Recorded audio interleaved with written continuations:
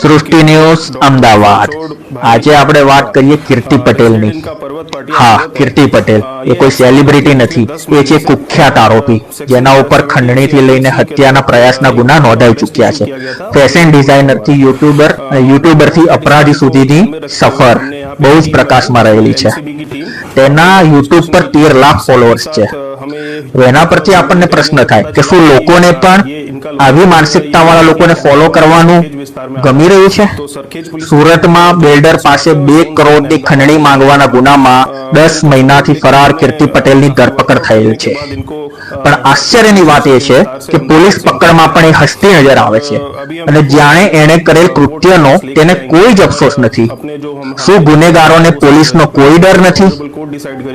શું આવા ગુનેગારો સામે કડક પગલાં નહીં લેવામાં આવે? જો આવા ગુનેગારો સામે કડક પગલાંમાં નહીં લેવામાં આવે તો જેલમાંથી છૂટીને બીજા ગુના કરવાનું પ્રોત્સાહન મળશે।